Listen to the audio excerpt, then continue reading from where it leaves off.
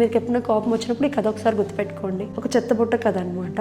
ఒక cab driver, అతని దారిలో అతను వెళ్తున్నారు. ఇంకో క్యాబ్ డ్రైవర్, ఇంకో డ్రైవర్, అతను చాలా ర్యాష్ గా ఇతన్ని క్రాస్ చేసుకుని వెళ్ళిపోయారు. వెళ్ళిపోతే ఇతను ఒక తిట్టుకుంటూ వెళ్ళిపోయాడు అనమాట. సో ఇతను ఒక చిరునవ్వు నవ్వుకుంటూ ఇతని దారిలో ఇతను వెళ్ళిపోతున్నాడు. ఇతను క్యాబ్ లో ఉన్న వాళ్ళు అడిగారంట, అదేంటది, అతను ఒకవేళ మనల్ని హిట్ చేసి ఉంటే మనందరం ఒక నిమిషంలో చనిపోదు, మళ్ళీ తిరిగి అతనే మనల్ని మాటలు అంటే నువ్వు అంత ఒక చిరునవ్వు నవ్వుకొని వెళ్ళిపోయావు ఎందుకు అని అడిగితే అతను అన్నాడంట, చాలా మంది చెత్త మోస్తారమ్మా, అలా మోసుకుంటూ వెళ్తారు, ఒక్కొక్క రోజు ఓవర్ఫ్లో అయిపోతా ఉంటది, అది ఎవరొకరి మీద వేయాలి కదా, సో అలా ఎవరొకరి మీద వేసేద్దామని ట్రై చేస్తారు, అది మనం తీసుకోకూడదు, అది పర్సనల్ గా మనల్ని ఏదో తిట్టేశారు, ఇది ఇంటెన్షనల్ గా అనుకున్నారని చెప్పి మనం అనుకోకూడదు, ఏదో అన్నారు వాళ్ళు బరువు తీసుకోవడానికి అన్నారు కదా అని చెప్పి ఇగ్నోర్ చేసేయాలి అని చెప్పి అన్నాడంట. అతను ఎంత మంచి మాట చెప్పాడో చూడండి. మనం దానికి రియాక్ట్ అయ్యామనుకోండి, మనం ఆ చెత్తను మోస్తున్నట్టు, అదే ఇగ్నోర్ చేస్తాం అనుకోండి కోపమే రాదు. పాప అతను ఏదో బాధల్లో ఉన్నారు, అతను ఏదో మోస్తున్నారు, ఆ బరువు మన మీద వేస్తానికి ట్రై చేశారు అని అనుకుంటారు కదా. సో ఈ కథ గుర్తుపెట్టుకోండి. మీరు గుర్తుపెట్టుకుంటే మన కోపమే రాదు. ఎందుకు వేరే వాళ్ళు బరువు మనం ఎందుకు మోయాలి, వేరే వాళ్ళు చెత్త మనం ఎందుకు మోయాలి, ఏదో అన్నారులే